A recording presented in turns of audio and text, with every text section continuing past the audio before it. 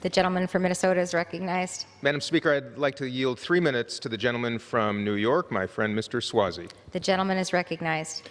Thank you, Madam Speaker. I rise today in support of H.R. 4331, the Bipartisan Tibetan Policy and Support Act of 2019. By voting for this legislation, we're standing with the Tibetans and their religious and cultural way of life that the Chinese government is seeking to eliminate. Since President Nixon went to China in 1971, most Americans have believed that with increased exposure to our economic system and to our system of democracy, the Chinese government would become more like us. That simply hasn't happened. Whether it's with the Hong Kong students, or it's the Uyghur Muslims, or the Christians, or the Tibetan Buddhists, China does not support our way of life, does not support religious liberty. Freedom of religion is a fundamental freedom. We must raise our voices loud and clear for all that are harassed, imprisoned, tortured, persecuted, or killed, seeking to live out their faith. An attack on religious freedom anywhere is an attack on religious freedom everywhere. Chinese officials in Tibet continue to severely restrict religious freedom, speech, movement, and assembly, and continue to restrict access to the unique cultural environment of Tibet.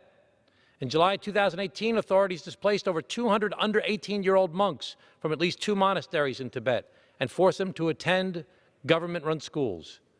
In October 2018, the Chinese Communist Party officials opened a new political education camp to train Tibetans in Communist Chinese Party ideology, particularly grassroots party building and anti-separatism.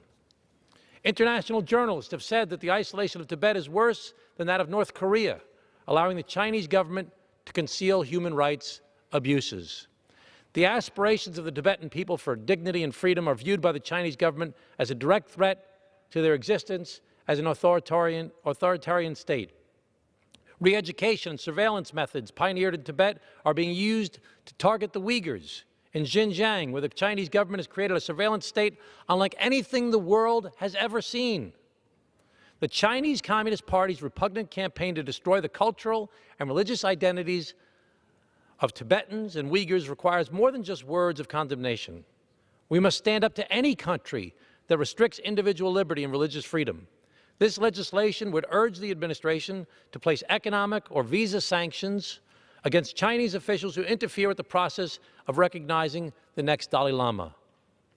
Chairman McGovern and I hosted a town hall in Queens, New York this past summer with the largest Tibetan diaspora community and learned of their inability to visit their families in Tibet. This legislation would also direct the Department of State to establish a United States consulate in Lhasa, Tibet, to enable U.S. citizens better access to Tibet.